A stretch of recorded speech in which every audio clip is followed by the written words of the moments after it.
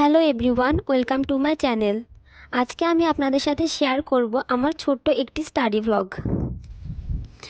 আজকে আমি পড়ছি রসায়ন। রসায়ন বই পড়ার জন্য আমি মূলত হাজারি ও নাকসারের বইটি ব্যবহার করি। এখন আমি রসায়ন দ্বিতীয় পত্রের চতুর্থ অধ্যায়ের ম্যাথগুলো সলভ করছিলাম। এই চ্যাপ্টারের ক্লাসটা আমি অনেক দিন আগে করেছিলাম, এই কারণে কিছু কিছু পার্ট একটু ডাউটফুল ছিল। যে বিষয়ে আমার একটু ডাউট ছিল তার উপরে আমি একটু অনলাইন ক্লাস করে নিই, তারপর ম্যাথগুলো সলভ করতে বসি। এইটা আমার বানানো ফার্স্ট স্টাডি ভ্লগ।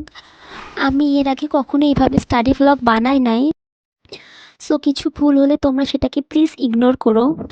আমার আসলে স্টাডি ভ্লগ দেখতে এবং বানাতে অনেক ভালো লাগে, কিন্তু আমি ভয়েস ওভার কী দেবো আমি কিছুই বুঝতে পারি না, এই জন্য আমার স্টাডি ভ্লগ বানানো হয় না।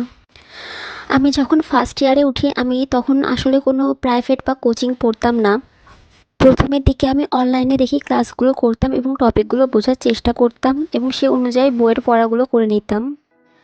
আমি একাদশ শ্রেণীর অর্ধবার্ষিক পরীক্ষা পর্যন্ত অনলাইনেই পড়তাম, দেন আমি অফলাইনে পড়া শুরু করি।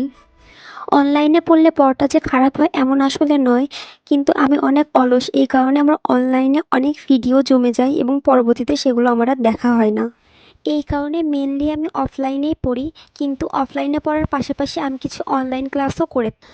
আমার তো এখন টেস্ট এক্সাম স্টার্ট হয়েছে, কিন্তু এখন যারা একাদশ শ্রেণীতে উঠেছো তারা যদি অনলাইন ক্লাসগুলো করতে পারো তাহলে এগুলো খুবই ভালো। এটা একাডেমিক পড়ায় অনেকটা হেল্প করে। যারা অনলাইন ক্লাস করবা তাদেরকে একটা ছোট্ট সাজেশন, ক্লাসগুলো একটু স্পিড বাড়িয়ে দেখবা ঠিক আছে, বাট কখনোই ডাবল স্পিডে দেখবা না। কারণ এভাবে ক্লাস করলে তুমি ক্লাসটা করবা ঠিকই, কিন্তু তোমার অনেকগুলো কনসেপ্ট ক্লিয়ার হবে না এবং দীর্ঘদিন তুমি এটা মনে রাখতে পারবে না। এই ক্ষেত্রে দেখা যাবে তুমি তোমার সময় বাঁচাতে গিয়ে লাভের থেকে বেশি ক্ষতি করে ফেলবে। যখন তুমি অফলাইনে কোনো টিচারের কাছে পড়বা বা ক্লাসটা করবা তখন দেখবা টিচার অনেক সময় ধরে তোমাকে ভেঙে ভেঙে বোঝাবে। কি এজন্য হাতে সময় থাকলে সবসময় নর্মাল স্পিডে ক্লাসগুলো করাই ভালো।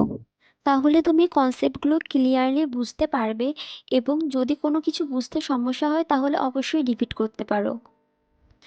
আচ্ছা, কেমিস্ট্রি পড়ার ক্ষেত্রে আমি যে চ্যাপ্টারটি পড়বো প্রথমে তার ওপর একটি অনলাইন ক্লাস করে নিই, দেন সেই চ্যাপ্টারের ম্যাথগুলো করতে যে সূত্রগুলোর প্রয়োজন হবে সেগুলো নোট ডাউন করি। তারপরে ওই চ্যাপ্টারের প্রত্যেকটি টপিক ভালোভাবে পড়তে থাকি এবং সূত্রগুলো মুখস্থ করে ম্যাথগুলো সলভ করতে থাকি। এরপরেও কোনো ম্যাথ করতে কোনো প্রবলেম হলে আমি আমার টিউটর কিংবা অনলাইন ক্লাসের একটু সাহায্য নিয়ে নিই।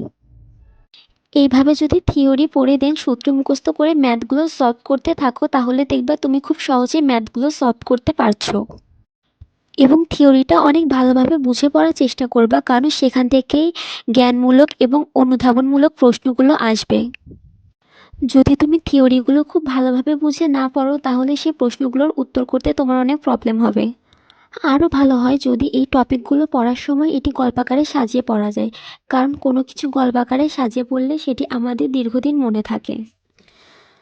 আসলে আমি কিন্তু এক্সপিরিয়েন্সড কেউ নই, আমি শুধুমাত্র নিজের পড়ার টিপসগুলোই তোমাদের সাথে শেয়ার করলাম।